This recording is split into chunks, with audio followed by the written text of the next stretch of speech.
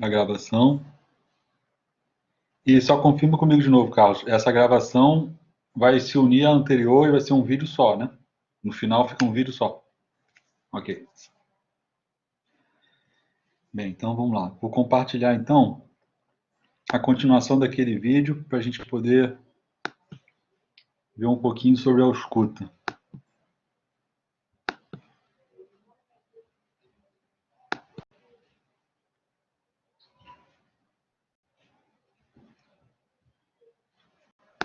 Diferente de outros órgãos, depois da inspeção devemos fazer a ausculta. Por quê? Porque a própria palpação abdominal pode aumentar a peristalse. Então se deve auscultar diretamente o abdômen. Ausculta-se com o diafragma. E aonde deve se auscultar? O umbigo é o parâmetro, você divide o abdômen, duas linhas que passam pelo umbigo. E você divide, então, o abdômen em 4 quadrantes. 2 quadrantes superiores, 2 quadrantes inferiores, 2 esquerdos e 2 direitos. E você deve auscultar a peristalse em cada um dos quadrantes. Para se dizer que o paciente não apresenta peristalse, deve-se auscultar pelo menos 3 minutos em cada quadrante. Como isso é muito tempo, total de 12 minutos, a gente acha que esse tipo de expediente não é útil. Então deve-se auscultar o abdômen e se depois de 1 minuto de ausculta disse que não se ouviu peristalse, no mínimo a peristalse está muito diminuída, posto que cada 4 incursões respiratórias deve-se auscultar uma onda peristáltica.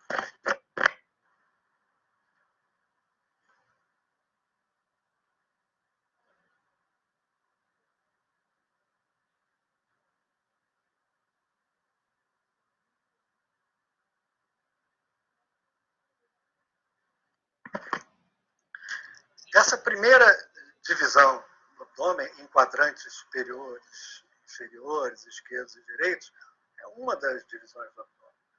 Normalmente, divide-se o abdômen com outras linhas. 2 linhas são as linhas hemiclaviculares, uma linha que passa subcostal e outra linha que une as espinhas ilíacas anterosuperiores. Com essas 4 linhas, você divide o abdômen em 9 regiões. Fossa ilíaca direita, flanco direito e hipocôndrio direito. Região epigástrica, hipocôndrio esquerdo, flanco esquerdo, fossa ilíaca esquerda. Região hipogástrica e região mesogástrica ou umbilical. É importante que saibamos quais são os órgãos que estão contidos no abdômen em cada uma dessas regiões.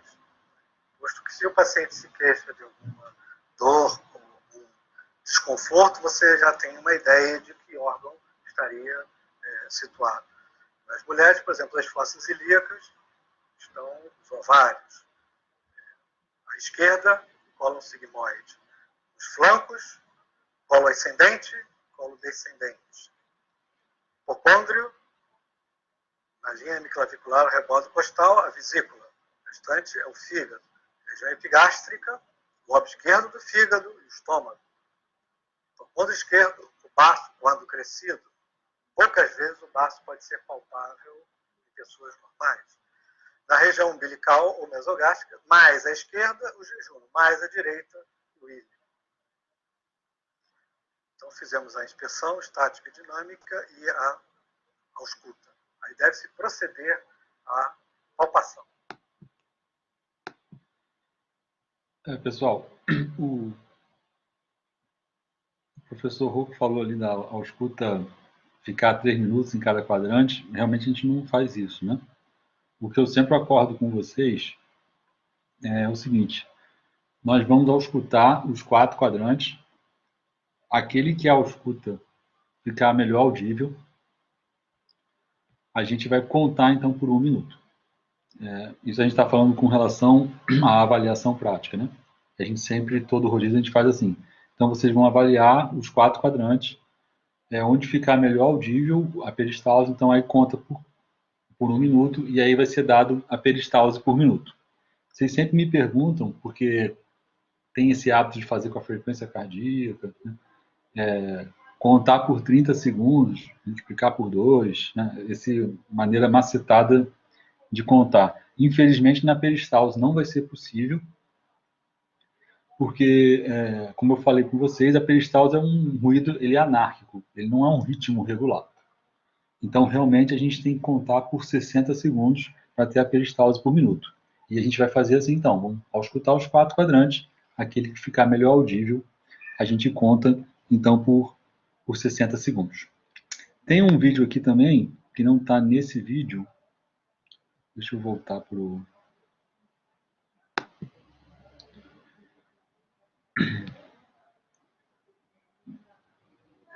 que é o exame das artérias.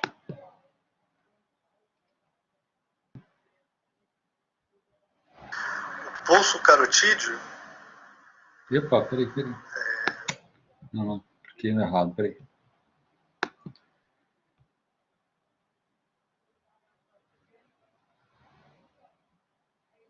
É esse aqui.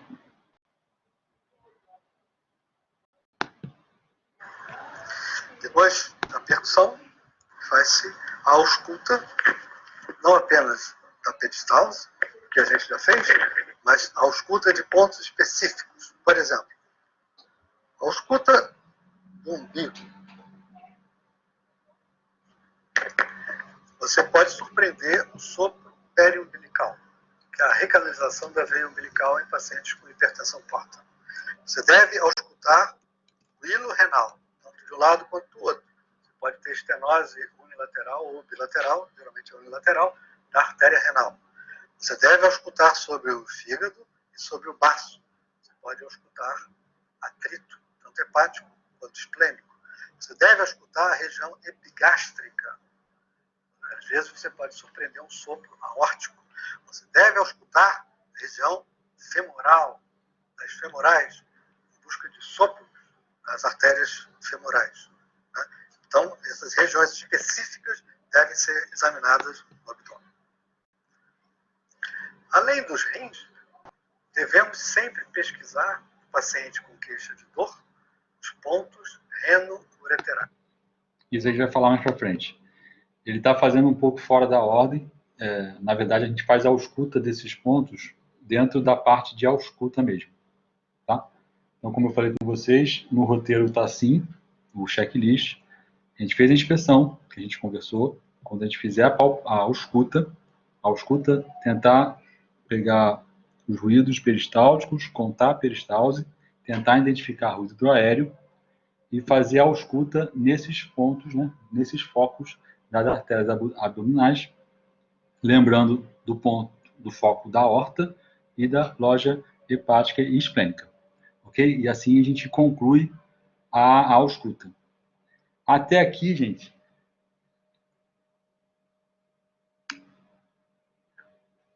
na verdade, o foco, Carlos, a gente localiza, explicou, fazendo aquelas 3 linhas, né? E cada foco, na verdade, está dizendo que é um segmento arterial diferente. Né? Naquela ordem que a gente falou. Deixa eu repetir aquele slide que fica melhor. Deixa eu tirar desse vídeo aqui.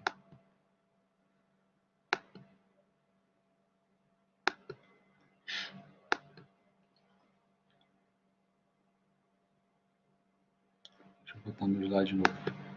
Esse slide aqui, que, se eu não me engano, essa fotografia é do Barbara Bates, que é muito utilizada. Esses focos, um não vai ficar melhor audível que o outro. Na verdade, se a gente tem uma lesão na artéria ilíaca esquerda, né, seja uma compressão, uma obstrução ou uma malformação congênita, é claro que o foco o sopro vai ficar mais audível nesse foco aqui. Cadê a mãozinha? Nesse foco aqui. Entendeu? Se a gente tem uma alteração na artéria femoral direita, né, é claro que o foco que o sopro vai ficar mais audível é esse aqui. É claro que o ruído ele reverbera para outros pontos, né? Mas é essa que é a lógica de você saber identificar a localização do foco corretamente, porque o foco é onde vai ficar melhor audível a alteração daquela estrutura que você está avaliando. Ok? Bem, então assim, a gente vai começar agora. Alguém tem mais alguma dúvida com relação à inspeção e a palpação e a ausculta? A inspeção e a ausculta?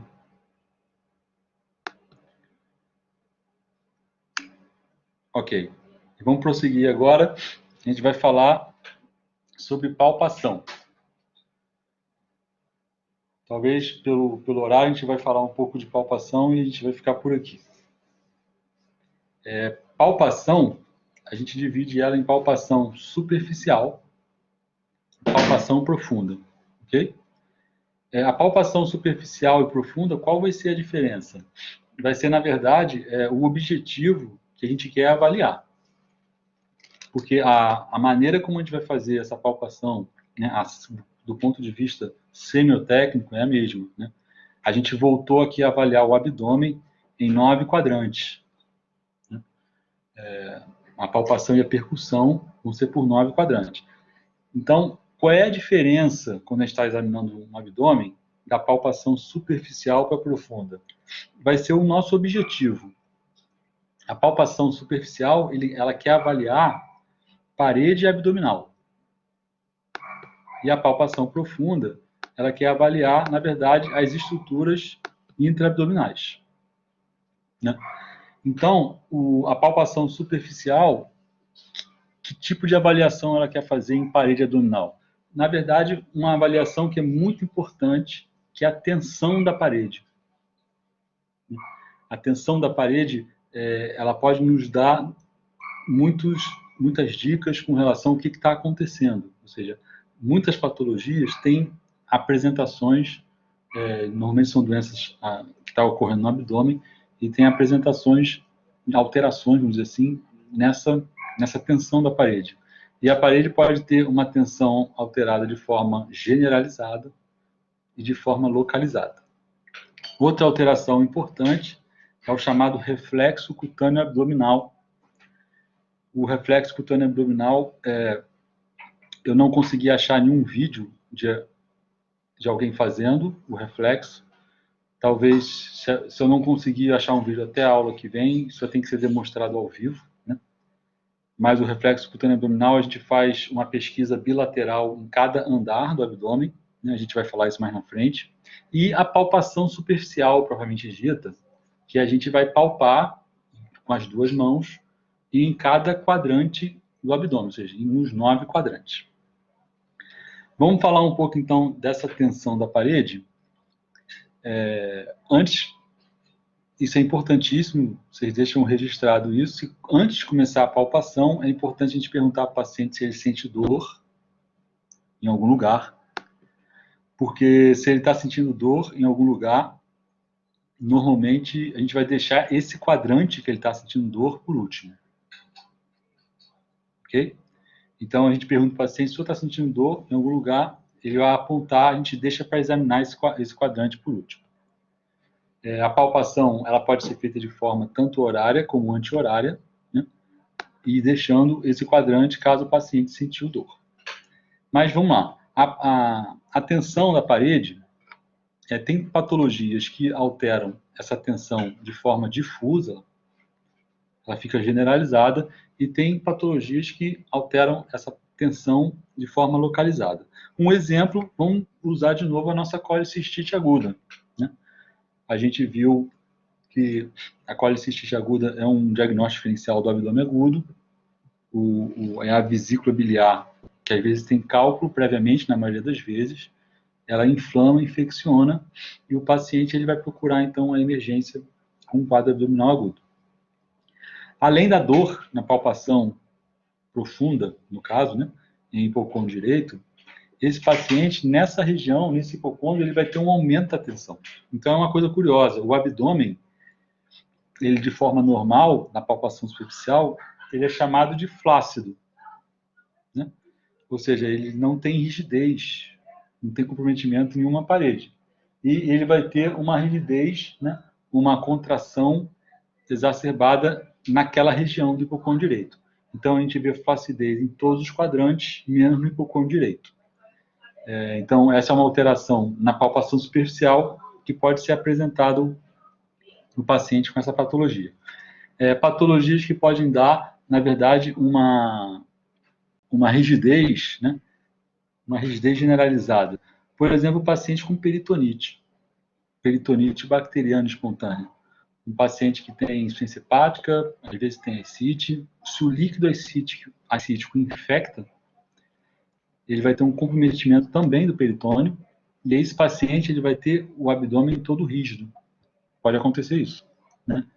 E a situação mais importante e que dá uma rigidez mais forte, vamos dizer assim, no abdômen, é uma outra doença que também causa o abdômen agudo, e chama úlcera péptica perfurada. O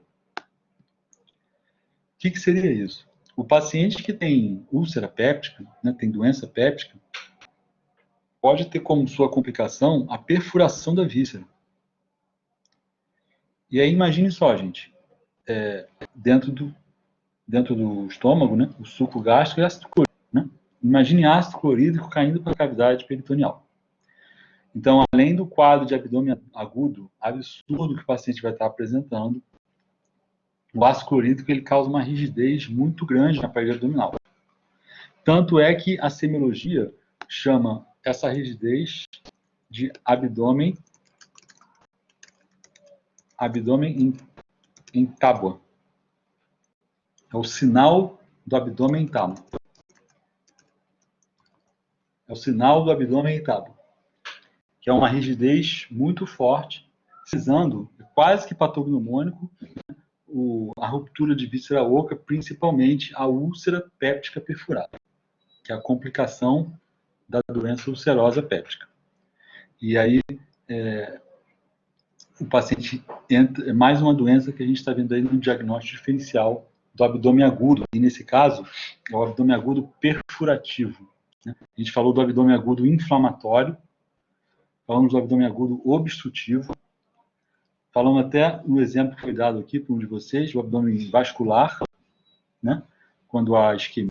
E agora a gente está falando do abdômen agudo perfurativo, que é quando uma víscera se perfura. E não é perfuração exógena, não. Tá? Por faca, não. A definição de abdômen agudo, gente, é uma situação endógena. Tá? Trauma está excluído da definição de abdômen agudo. Trauma é outra coisa. Então, o perfurativo aqui é a perfuração de uma víscera oca, e no caso aqui vai ser o estômago, causado pela úlcera péptica perfurada. Então, mais um sininho aí para a gente guardar, que é o sinal do abdômen em tábua.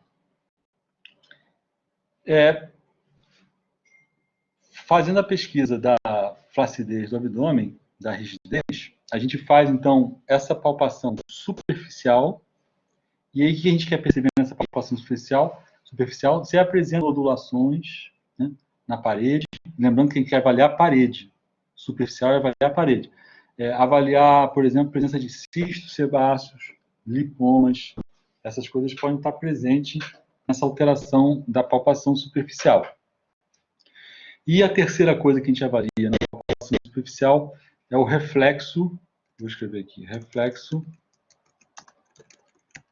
cutâneo abdominal. Já estou escrevendo aqui porque eu vou ficar devendo para vocês como que a gente pesquisa isso, porque eu não descobri uma maneira da gente fazer isso de forma virtual. Se eu achar algum vídeo, eu posso até publicar no material de aula o vídeo isoladamente, e a gente vai voltar a conversar isso na semana que vem, isso aí com certeza. Ok? Então, a palpação superficial é isso. A avaliação da parede abdominal, a palpação superficial da parede abdominal propriamente dita, e o reflexo cutâneo abdominal. A palpação profunda, a gente faz uma palpação profunda, agora sim, querendo avaliar as vísceras, né? Vou botar minha mãozinha aqui. Avaliar as vísceras intraabdominais. E a gente faz também nos 9 quadrantes, lembrando deixar o quadrante que o paciente relatou dor por último. Podemos fazer de forma horária ou anti-horária, isso não tem problema nenhum. Só que quando a gente fizer a palpação profunda, nós temos que lembrar, até o vídeo do professor Rocco estava lembrando isso, estava fazendo essa observação, a gente tem que lembrar da topografia das vísceras, né? E é por isso que eu tirei essa fotografia aqui. Quando a gente está vendo cada quadrante, então quando a gente olhar para o abdômen do paciente, a gente imaginar uma figura, uma imagem como essa aqui. Porque a gente está fazendo uma palpação que a gente chama de genérica, nos 9 quadrantes, e depois a gente vai falar aqui individualmente dos métodos palpatórios de fígado, método palpatório de baço, método palpatório de rim. É isso que comporta a palpação profunda. A palpação genérica nos 9 quadrantes e depois a palpação específica para fígado, para baço e para rim. Então, a palpação genérica, nós temos que lembrar da topografia do abdômen. A gente, então, tem que lembrar que mais ou menos o hipocôndrio direito está aqui, que vísceras que podem estar presentes, né? O epigastro. Então, nessa região aqui, por exemplo, a gente vai criar o hipocôndrio direito, é a topografia aqui da curvatura do grande cólon, né? O fígado, se estiver aumentado, porque o fígado normal, ó, ele está dentro do rebolo costal. Ele não é palpável normalmente. Se a gente está palpando ele na palpação profunda, é porque realmente ele está alterado, é patológico, ele está aumentado. É comum a gente pedir para o paciente, quando está examinando o abdômen, principalmente fígado e baço, ele inspirar e expirar, né? A gente usa essa palpação dinâmica, pede ajuda para o paciente. Porque o diafragma, né, vai abaixar e vai expor as vísceras para baixo e vai ajudar na nossa palpação, ok? Então vamos lá. Hipocôndrio direito, normalmente a gente tem essa topografia aqui, curvatura do cólon, transverso com ascendente, ou ao contrário, ascendente com transverso, o fígado aumentado, o epigastro, a gente tem, na verdade, um pouco da parede gástrica, e a gente só sente o fígado, a gente só sente o estômago palpável quando ele está infiltrado por neoplasia gástrica.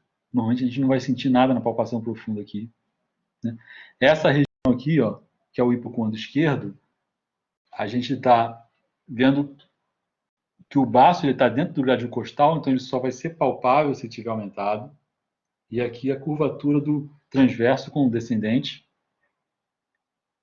Região de flanco, a topografia de tanto flanco direito quanto esquerdo, é a topografia, na verdade, de cólon ascendente e descendente, né? Ascendente, descendente, e a gente só vai ver, só vai sentir ele, na verdade, na presença de massa. Essas são regiões preferidas de implementação de massa neoplásica. O adenocarcinoma de intestino, ele epidemiologicamente, ele se localiza, as incidências dele são na porção final do intestino.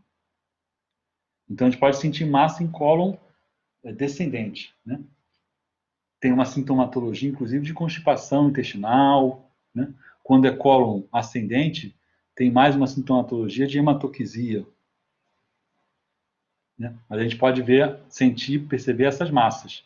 Percebendo massa em palpação, aí vale a pena a gente fazer uma observação aqui.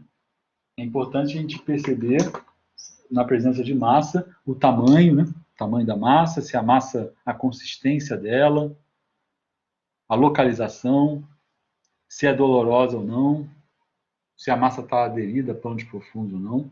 E normalmente as localizações dela são nos cólons ascendente e descendente, descendente bem mais incidente por causa da localidade, da epidemiologia do adenocarcinoma do intestino. O sigmoide ele pode ser palpável na palpação profunda, até no paciente mais emagrecido de forma normal. O paciente magro, a gente pode sentir a parede do sigmoide. Essa região aqui, de porção terminal do intestino, é a porção que fica o acúmulo de fezes, né? Então, como há o acúmulo de fezes, a gente pode sentir o cólon descendente e o sigmoide na palpação profunda se ele estiver cheio de fezes, de forma fisiológica mesmo, ok? Continuando aqui, a gente está seguindo o sentido horário. O hipogástrio, a suprapúbica, o que a gente pode perceber aqui quando está alterado? Por exemplo, o bolo vesical, né? Pacientes com uropatia obstrutiva, está com alguma obstrução urinária, está com hiperplasia benigna de próstata, né? Está com dificuldade de esvaziar a bexiga, esse paciente que vai precisar ser colocado uma sonda vesical, ele pode cursar com o chamado bexigoma, né? Entre aspas, que é o bolo vesical. E a gente vai sentir a bexiga, a bexiga ela é pélvica, só que a gente vai sentir ela no hipogastro se ela crescer de tamanho. Ok? Palpação profunda também, o útero gravídico, né? Isso é uma forma fisiológica. O útero também ele é pélvico, mas o gravídico, quando passa de 12 semanas, a gente começa a perceber na palpação profunda. Tanto que a altura uterina, ela começa a ser medida a partir do primeiro trimestre, ou seja, a partir das 12 semanas. Porque o útero sai da cavidade pélvica. O mioma uterino. O mioma uterino isso é patológico. Ele vai começar a crescer a partir daqui. E tem miomas uterinos enormes, que não é feito o diagnóstico na hora certa, ou de forma precoce. E o paciente lembra daquele abdômen globoso às custas do mioma uterino. Isso pode ocorrer também na palpação profunda. Fossa ilíaca direita. Aqui a gente pode palpar de forma fisiológica o seco. A parede do seco a gente pode sentir. Os flancos nós tínhamos falado com relação ao cólon, né? E terminando no mesogastro, localiza mais as alças intestinais, né? Jejum ileais, né? Isso só dá para palpar, na verdade não dá para palpar direito.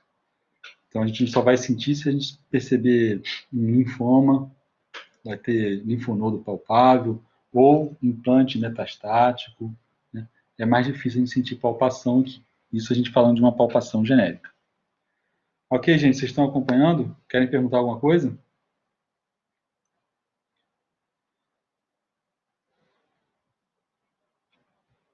Então vamos continuar. Vamos continuar aqui. Sim, Amanda. O estômago ele pode ser palpável. O estômago ele pode ser palpável em que situações? Quando há um adenocarcinoma gástrico, né, uma neoplasia gástrica, e num estágio mais avançado ele vai infiltrar as paredes de uma certa maneira, que vai acontecer dois fenômenos. Primeiro que esse paciente ele vai ficar emagrecido, né? Ele vai entrar numa síndrome consumptiva, causado pelo câncer. Então, ele ficando mais emagrecido, há uma exposição de todas as vísceras. A palpação fica muito facilitada você palpar um paciente emagrecido do que um paciente gordo, né? A obesidade, na verdade, ela dificulta tudo no exame, né? Desde a ausculta do tórax, cardiovascular, e vai dificultar o abdômen também. Mas quando o paciente está muito emagrecido, em um emagrecimento patológico, já expõe mais a víscera. Então, nessa condição, e o paciente com a víscera infiltrada com o tumor, ele vai deixar ele mais exposto ainda para a palpação. Então, eu, na verdade, só percebi isso uma vez, dos pacientes que eu já vi com tumor gástrico, e a gente percebe exatamente a pequena e a grande curvatura, fica o desenho certinho na palpação, e o estômago duro. Então, pode ocorrer sim nessa situação. Essas situações de vísceras palpáveis, seja patológico ou fisiológico, isso não é uma regra geral, isso não quer dizer que todos os pacientes a gente vai perceber isso. Tem que ter, aqui no caso do estômago, tem que ter um nível de comprometimento nas paredes muito importante. Então, assim, se alguém tiver alguma dúvida, pode perguntar que eu paro a explicação. A gente falou da palpação, então, genérica, né? Agora, a gente vai ter que falar, e eu vou ter que tentar explicar, já que eu não estou podendo demonstrar, da palpação específica de fígado, de baço e de rim. Nós vamos começar a falar com o método palpatório para fígado. O fígado, nós vamos falar de 3 métodos. 3 métodos, tá? Um a gente vai chamar de bimanual. O segundo, em garra.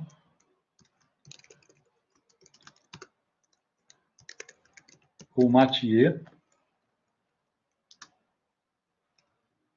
Eu acho que é assim que escreve. Engarro e Mathieu, ou e do polegar, a terceira do polegar.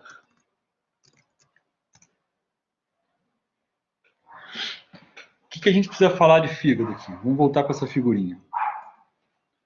Já que eu não estou demonstrando no aluno. O fígado, gente, ele tem uma característica. Quando ele cresce, que a gente chama de hepatomegalia, ele cresce de forma longitudinal. O que vai acontecer? Então, ele vai crescer em direção à fossa ilíaca direita. Ok? Por causa disso, esses métodos palpatórios, principalmente o bimanual e o polegar, a gente não vai começar a palpação no hipocôndrio direito. A gente vai ter que começar a palpação da fossa ilíaca direita indo para o hipocôndrio direito. Esse vai ser o sentido da palpação. Bimanual, por quê? A gente vai tentar ver num vídeo, para esclarecer isso, a gente faz um rechaço com a mão esquerda nas costas do paciente, na altura que a gente está palpando, e com a mão direita a gente vai palpar o abdômen. E vamos subindo, fazendo rechaço e palpando com a mão direita. Rechaço com a mão esquerda e palpando com a mão direita. E vamos subindo até o hipocôndrio direito. É claro que se eu estou falando aqui, gente, seria melhor demonstrar isso, tá? Então, vamos tentar imaginar, depois vamos ver se no vídeo fica mais claro. Só que é importante isso. Bimanual, o rechaço é com a mão esquerda, a palpação é com a mão direita. E começamos no sentido fossa ilíaca direita a hipocôndrio direito. Ok? Esse que é o bimanual. Segundo método palpatório, o chamado engarra. O engarra... Deixa eu ligar o vídeo aqui.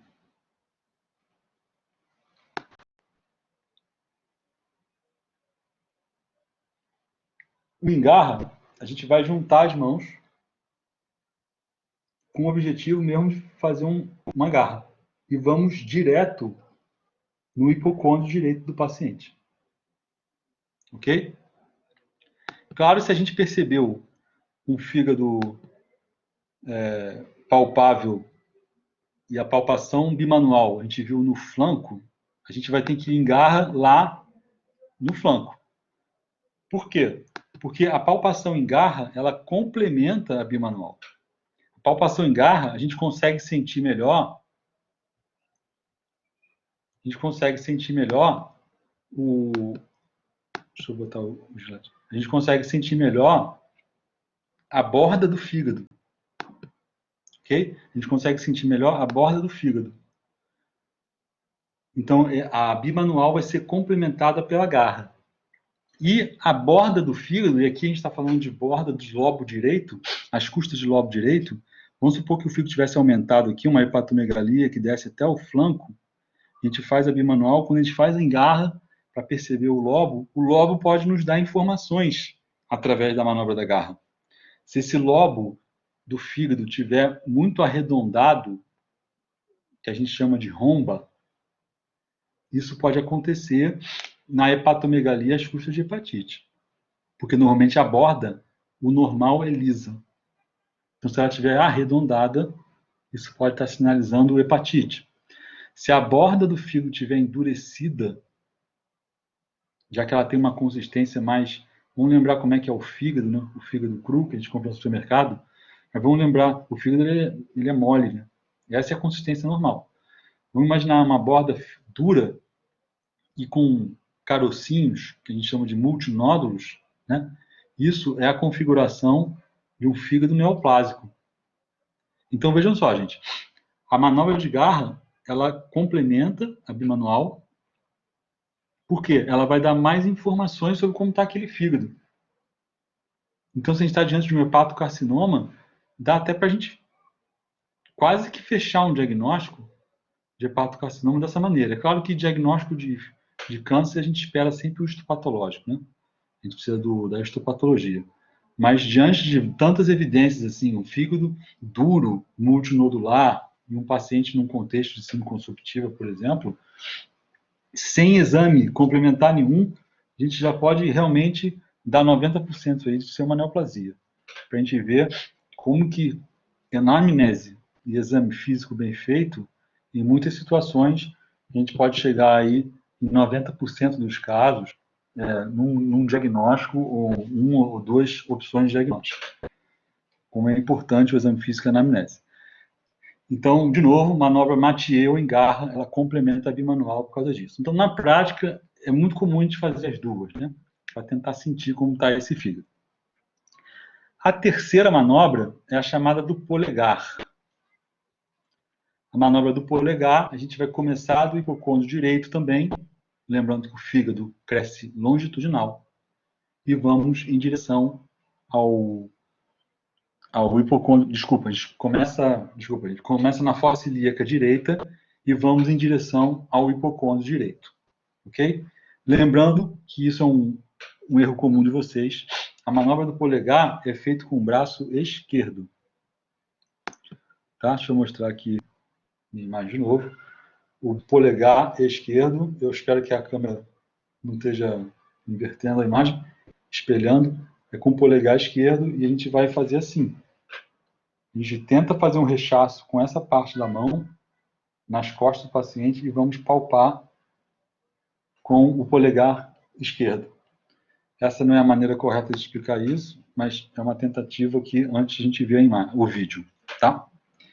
Porque eu não tenho certeza se eu consegui vídeo da palpação do polegar e o que a gente não conseguir demonstrar aqui, a gente vai ter que reforçar isso no encontro presencial. Então, gente, essa maneira,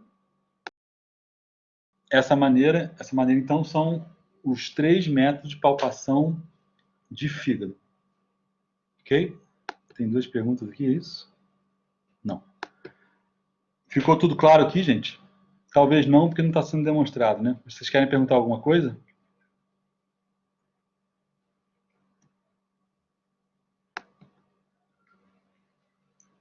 Vamos continuar, então. A gente vai falar agora de palpação específica de baço. Então, o baço está aqui. E aí, gente, o baço, ele não cresce, na verdade, de forma longitudinal igual ao fígado. Tá? O baço não cresce assim. O baço, ele cresce que nem uma vírgula. Então, ele cresce de forma transversal. Ele cresce assim.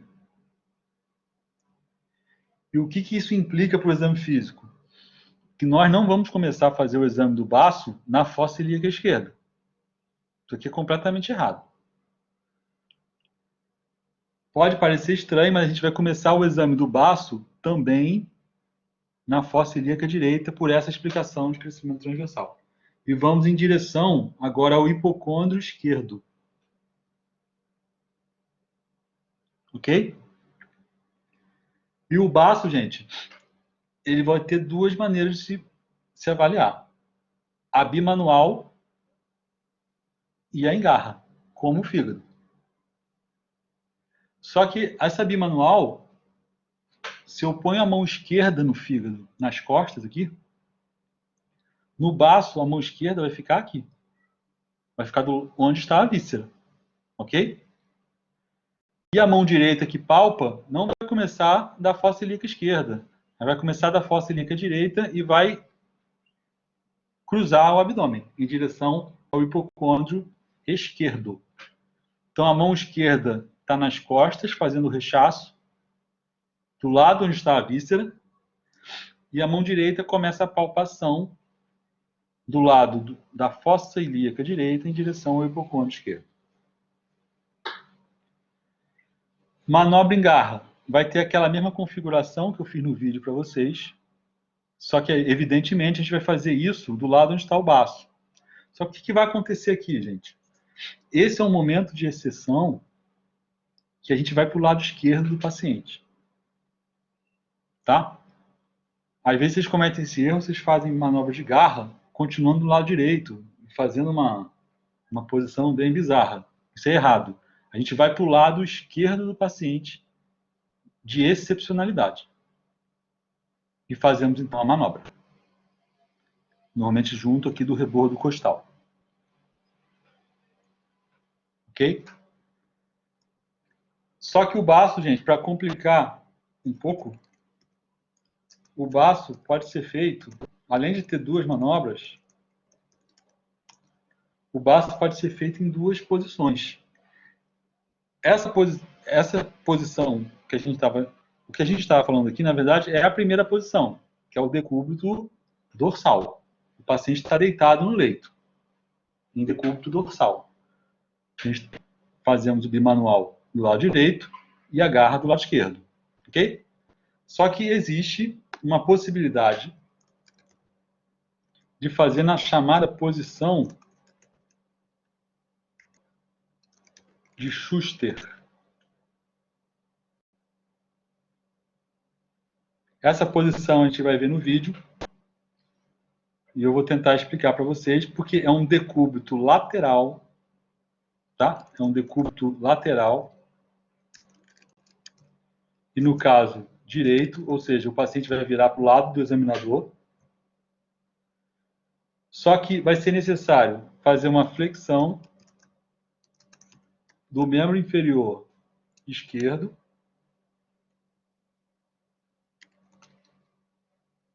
desculpa, flexão e colocar o membro superior esquerdo atrás da cabeça. Vocês devem estar pensando assim, nossa, que posição ridícula, né? Que deixa o paciente, mas é assim mesmo. A gente vai ver no vídeo, tá? Qual é a explicação para ficar nessa posição estranha? Porque quando fica na posição de Schuster, facilita o acesso à víscera, né? O relaxamento da musculatura do lado esquerdo, abdominal, vai expor a víscera melhor, ainda mais se ela estiver aumentada, né? Que a gente chama de esplenomegalia. Então, nas esplenomegalias vão ficar melhor o acesso à palpação profunda do baço. E aí, a gente vai colocar o paciente em posição de Schuster e vamos repetir a bimanual em garra. Isso é importante eu ficar falando que vocês confundem. A gente faz a bimanual em garra em decúbito dorsal e bimanual em garra na posição de Schuster. Às vezes vocês confundem, fazem a bimanual em decúbito dorsal e acham que a garra é só em Schuster. Não, são duas manobras numa posição e duas manobras na outra posição de Schuster. Ok? E aí, gente? Conseguiram entender o que a gente falou? Querem perguntar alguma coisa? Ok. Vamos falar agora. Oi, professor, mas você vai saber se eu gosto. Se é o baço ou o fio instrumentado pelo corpão direito. Sim, sim. O fígado, a gente está vendo aqui na foto, né? A gente vai acessar ele pelo hipocôndrio direito, né? É claro que cresce o lobo direito, cresce o lobo esquerdo também. Mas na palpação profunda vai ficar claro que, na verdade, aquela víscera é o fígado. Não dá para confundir o fígado com o braço. Porque existem situações clínicas, não é incomum, é bastante comum ter hepatoesplenomegalia, né? Isso é bastante comum. E dá seguramente para diferenciar uma víscera da outra. Por exemplo, aquelas doenças da mononucleose, isso que eu ia falar. A mononucleose-like, né? Que são agentes etiológicos que podem, principalmente na criança, dão faringite, dão febre, e o paciente tem comprometimento também em fígado e baço, cursa com hepatospleno, por exemplo. Né? A leishmaniose, como foi falado aí, também pode ocorrer. E a gente percebe claramente uma víscera da outra, não dá para confundir, não. Ainda mais com... A gente vai falar sobre o espaço de Traube na percussão, outra coisa que fica mais clara ainda. Ok? Então, vamos lá. Então, falamos de baço, agora nós vamos falar de rim. Professor, não seria melhor mostrar o vídeo antes? Ah, tá. A gente pode tentar fazer isso. Então, espera só, gente, que eu vou lá no YouTube. Espera aí.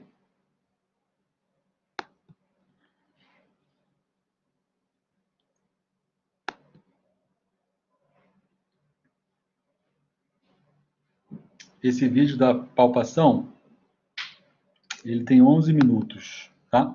Mas eu acho que ele vai falar fígado, ele fala da genérica, fala do fígado, baço e rim, só que a gente vai parar antes.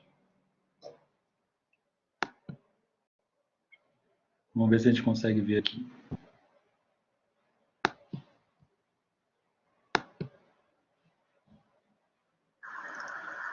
A palpação do abdômen deve ser precedida de 2 expedientes. Primeiro, você deve esquentar a mão se o clima... Espera aí que eu não compartilhei com vocês, espera aí.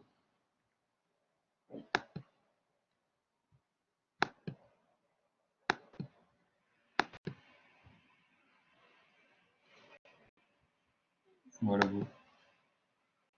Não. Agora eu vou voltar ao vídeo.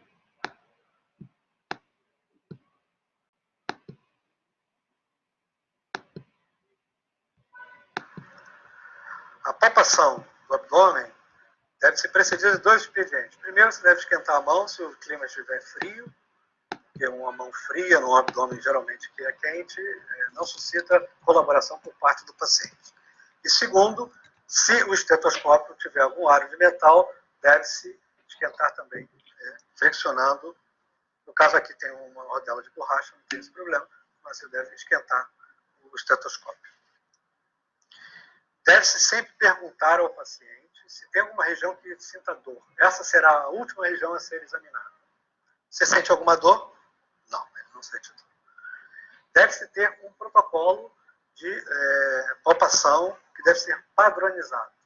Então, deve-se iniciar na fossa ilíaca direita e fazer uma grega, uma espécie de caracol. Né? Então, você começa a palpação superficial na região da fossa ilíaca, flanco, hipocôndrio, região epigástrica, hipocôndrio, flanco, fossa ilíaca esquerda.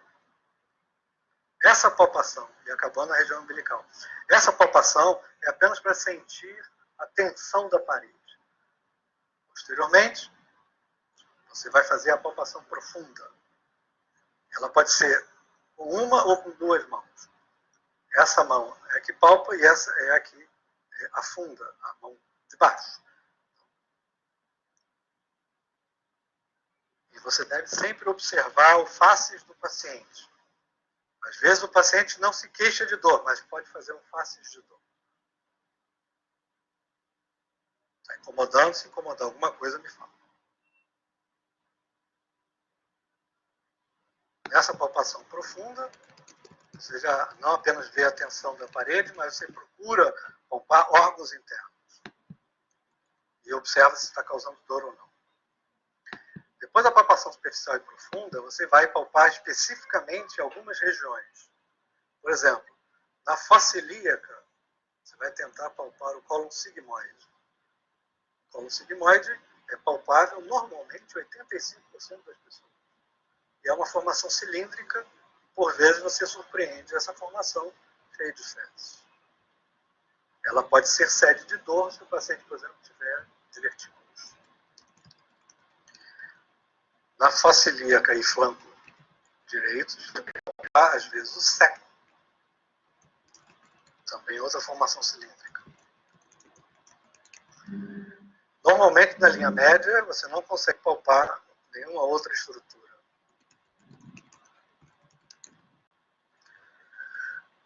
Você deve, então, prosseguir palpando órgãos específicos.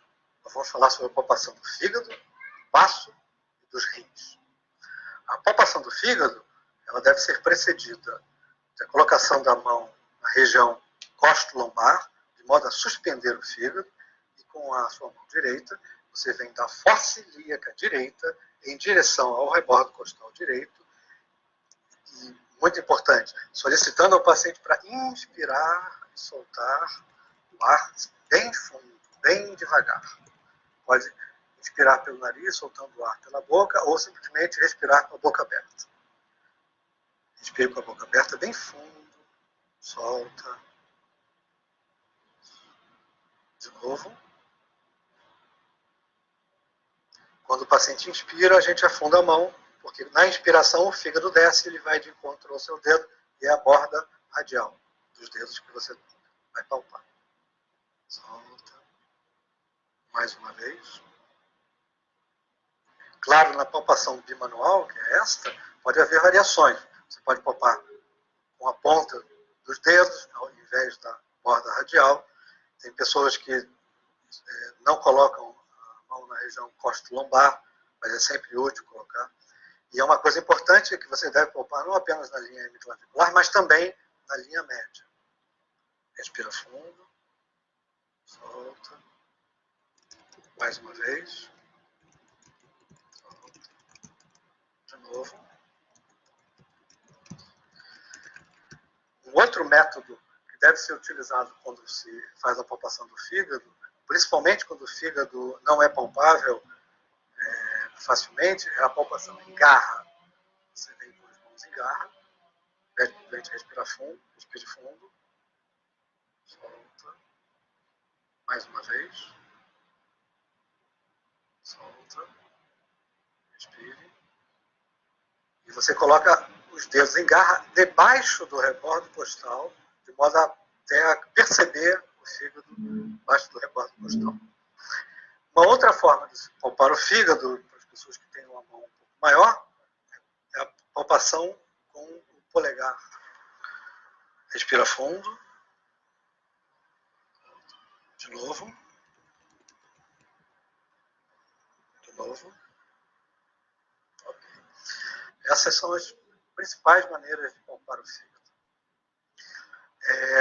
Na linha hemiclavicular, rebordo costal, existe um ponto chamado ponto cístico, onde estaria presente a vesícula. Olha só, gente. Ele vai explicar o ponto cístico. A gente não falou sobre isso ainda. Na verdade, normalmente eu explico isso entre falar o fígado e o baço. Vamos fazer o seguinte. Ele vai explicar. Eu acho que depois ele vai falar do baço. A gente continua vendo o vídeo. A gente vai parar o vídeo. Aí eu falo da localização do ponto cístico. Ele vai explicar uma maneira de se localizar o ponto cístico que eu explico diferente. Mas a gente fala isso depois, tá? Vou continuar o vídeo e depois a gente faz os comentários. Biliar que normalmente não é palpável. Ela só vai ser palpável se ela estiver aumentada. Mas você pode surpreender uma vesícula se ela estiver inflamada. Então você pode profundamente colocar o seu dedo e pede para o paciente respirar fundo. Respire fundo. Quando ele respira fundo, o fígado e a vesícula, que fica no leito da vesícula no fígado, ela pode ir de encontro ao seu dedo, e se encontrar o seu dedo e estiver inflamada, esse é o sinal de Murphy, manobra de Pons, o sinal de Murphy é um sinal de colecistite, uma vesícula inflamada que encontra o seu dedo. Palpação do baço. O baço, ele é palpável em apenas 2% das pessoas normais. Então, normalmente, 98% das vezes, ele não é palpável. Ele pode ser palpável se ele estiver pelo menos 2 vezes aumentado de volume. A palpação do baço é semelhante à palpação do fígado. Você coloca a mão na região costo-lombar para levantar o baço. O baço ele cresce neste sentido e não neste sentido. Então, ao invés da fossa ilíaca esquerda em direção ao gradil costal esquerdo, você deve partir da fossa ilíaca direita em relação ao gradil costal esquerdo, sempre solicitando ao paciente para respirar fundo. Respira fundo, solta. De novo. Mais uma vez. Mais uma vez. De novo. Isso. Existe uma linha, chamada linha de Piorry, que vai da articulação externo-clavicular esquerda até a primeira costela flutuante. Ela divide o espaço semilunar de Traube em 2 porções. O espaço de Traube é o 5º espaço, ou 6º espaço intercostal, linha axilar anterior e o rebordo costal. Essa linha divide o espaço de Traube numa metade lateral e uma metade medial. A metade lateral pode ser maciça, a medial nunca. Se tiver maciça é porque existe um aumento do baço. Essa é a utilidade desta linha de Piorry. Às vezes a palpação do baço ela é dificultada e não é possível em decúbito dorsal. Então, podemos colocar o paciente na posição de Schuster, uma posição que vai facilitar a palpação do baço. Vira para o lado de cá, por favor. Vira só mais um pouquinho. Isso, aqui fica em menos. Então, essa é a posição de Schuster. A perna de cima fica dobrada, a perna de baixo está esticada, a cintura pélvica fica em perfeito decúbito lateral, a cintura escapular em semidecúbito e com a mão na nuca. Você, na região costo-lombar, pode espremer o hipocôndrio e você vai, respire fundo, tentar palpar o baço. Com isso, o baço cai mais facilmente na sua mão. Isso facilita a palpação.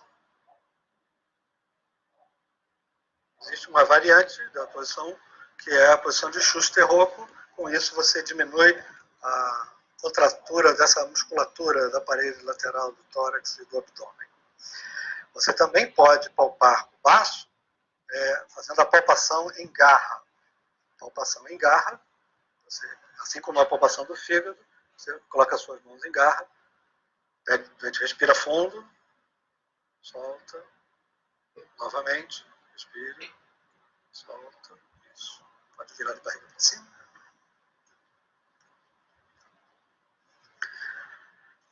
Os rins, normalmente, não são palpados. Então, gente, só fazendo um comentário aí do vídeo, vocês perceberam que quando ele examinou o baço, ele não fez a palpação em garra em decúbito dorsal. Ele foi fazer só em Schuster, né? E nós podemos fazer a palpação em garra nas duas posições, tanto que está no nosso roteiro e até em questão de avaliação é cobrado dessa maneira. Tanto que eu vou repetir. Nós examinamos o baço na posição decúbito dorsal, na posição de Schuster, como ele demonstrou aí. E a gente faz a palpação bimanual em garra nessas duas posições. Ok? Aquela variante que ele mostrou de Schuster, na verdade, eu acho que o pai dele também era médico, enfim, e estudou semiologia e fez uma variante que colocou no livro dele. Só que a gente não vê isso reproduzido nos outros livros de semiologia. Então, na verdade, a gente só considera a mesma posição de Schuster, que ele chamou de Schuster-Rocco. Então, ele fez uma variação aí da posição, mas isso não é... Vamos considerar isso oficial. A gente considera só a posição de Schuster mesmo. O que a gente não falou foi a questão do ponto cístico. Foi até bom ter visto isso, senão eu ia esquecer isso. É nesse momento que eu gosto de falar do ponto cístico, quando a gente está falando de fígado, e do sinal de Murphy e o sinal de Courvoisier-Terrier, que eu estava esquecendo de falar sobre isso.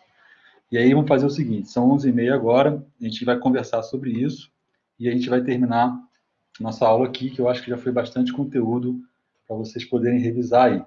Eu sei que a oficina tem muita coisa, então, assim, a gente vai trabalhando aos poucos. Então, vamos lá. Ponto cístico. O que é o ponto cístico? O ponto cístico, gente, deixa eu voltar lá para aquela imagem. O ponto cístico é a topografia da vesícula biliar. Então, a gente vai precisar também do recurso de linha, né? De linha imaginária, para a gente poder localizar esse ponto cístico. O ponto cístico, então, como é que a gente pode fazer? Ele explicou o método, né? Só que eu prefiro usar a linha imaginária que nós vamos surgir, deixa eu botar a mãozinha aqui, que a gente vai desenhar, vindo da crista ilíaca esquerda. A gente vai desenhar uma linha que vai passar pela cicatriz umbilical, e essa linha, aonde tocar no rebordo costal, vai ser o ponto cístico.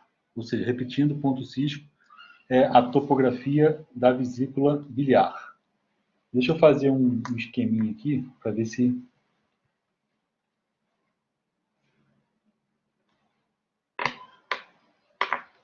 Deixa eu desligar, vou ligar a câmera.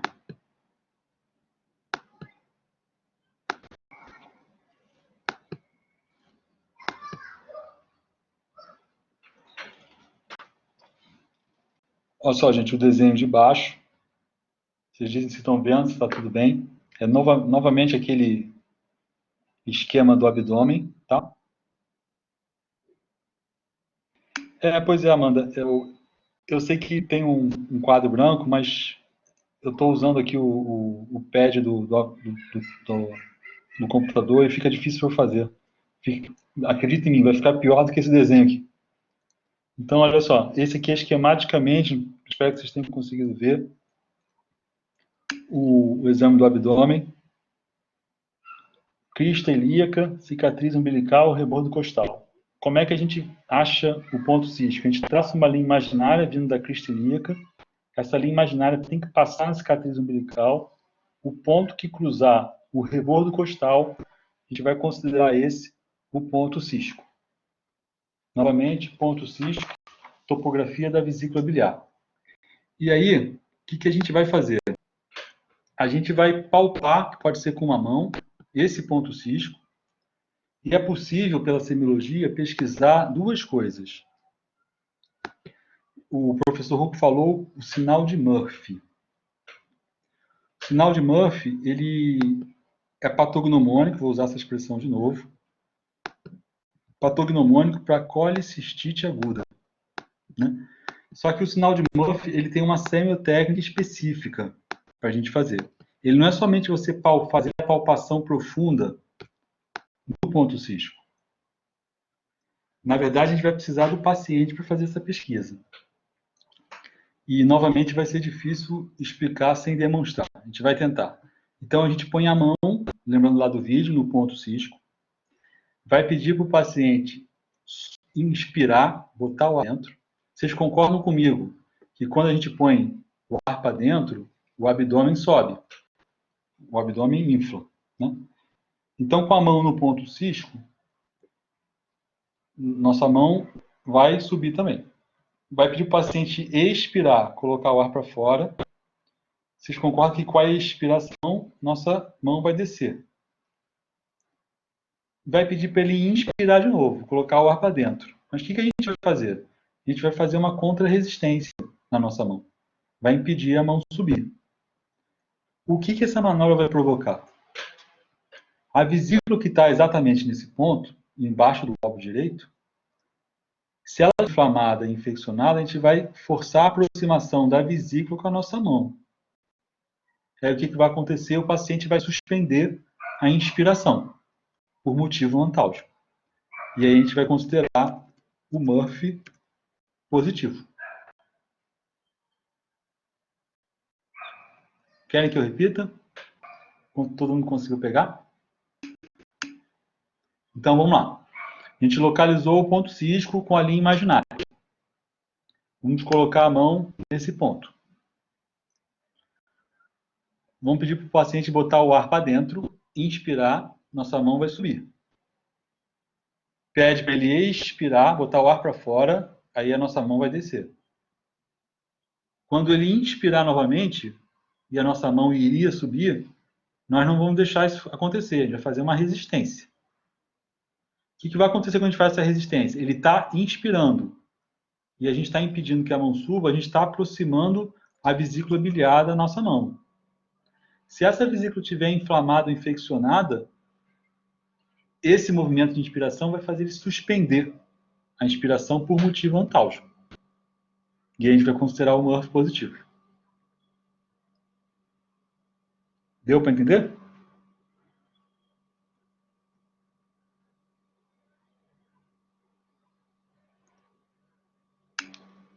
Ok. Outro sinal que a gente pode ver nesse ponto cístico, vou escrever o nome aqui, Courvoisier-Terrier. É um nome em francês, Terrier. Courvoisier-Terrier. Sinal de Courvoisier-Terrier. O que quer dizer o sinal de Courvoisier-Terrier?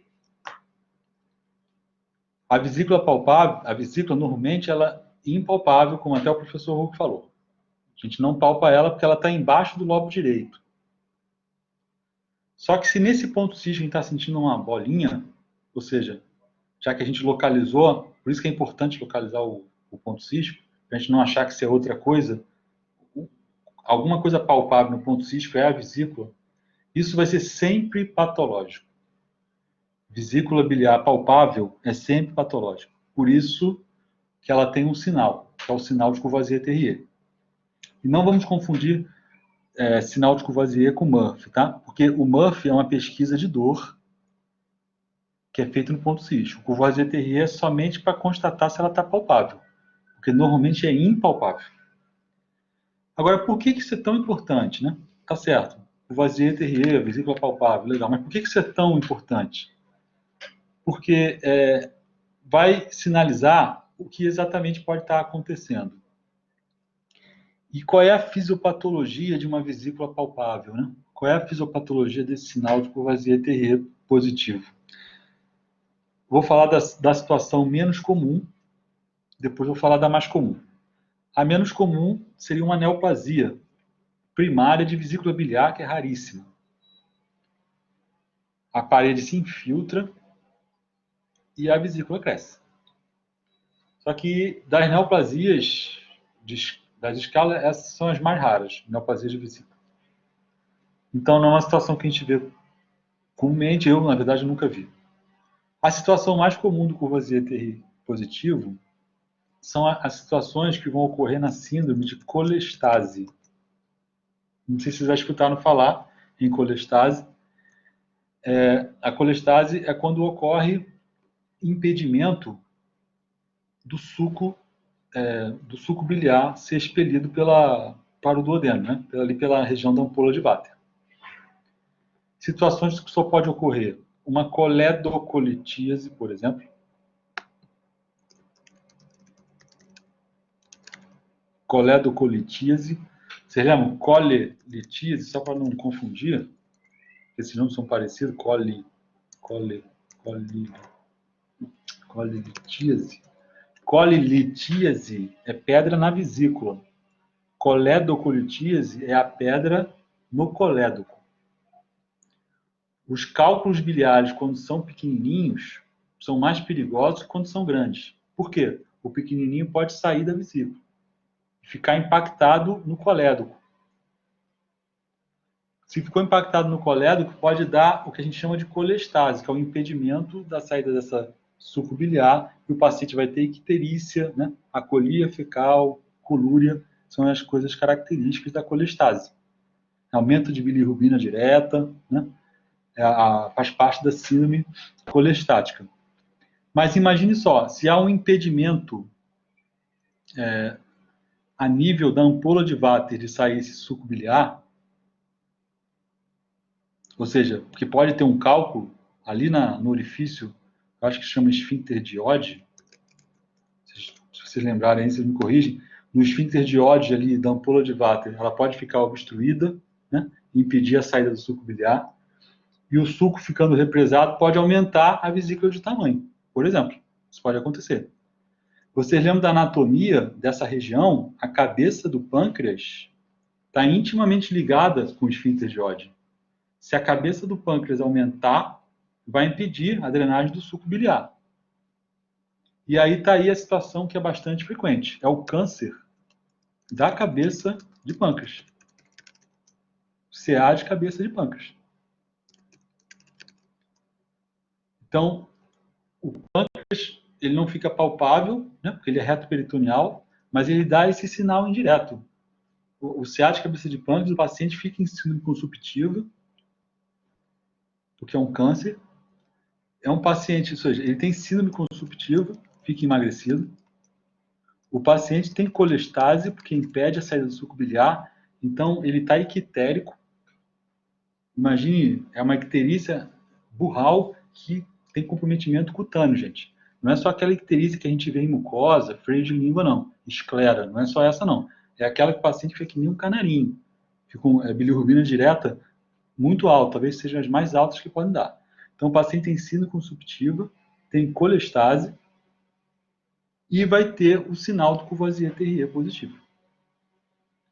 Esse talvez seja um tipo de paciente que ele entrando no consultório, você já começa a pensar em CA de cabeça de pâncreas. Olha só como é que a semiologia é.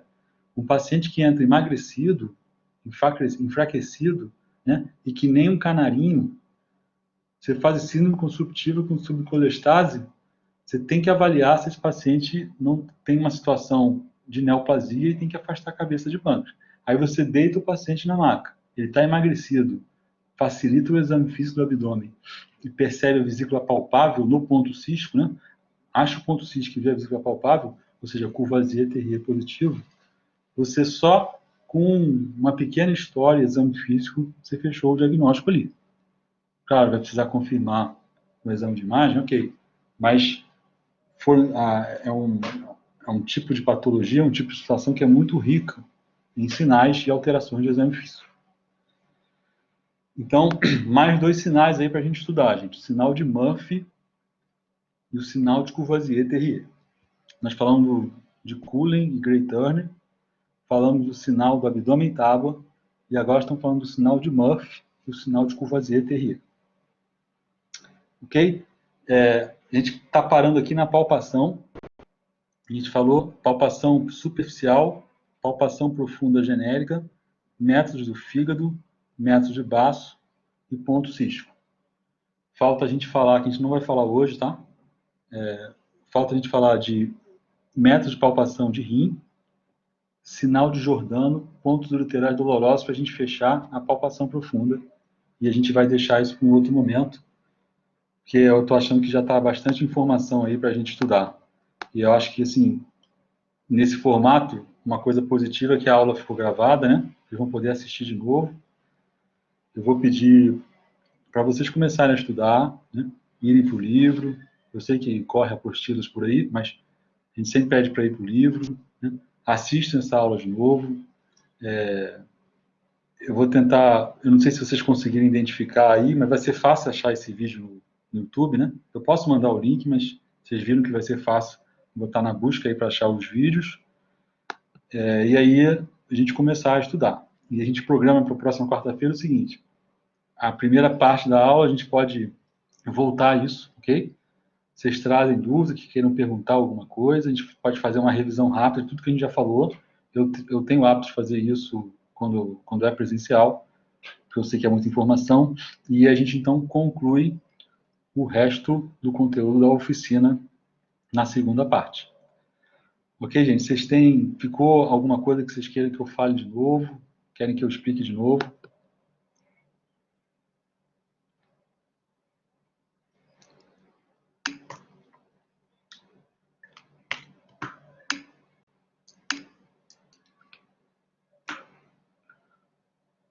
Ok, gente. Então, assim, eu posso... Confirma para mim aí, eu posso cancelar, interromper a gravação, né? Que aí ele vai começar... Quando eu finalizar a sessão aqui, vai começar a gerar o vídeo, né? Ok, então...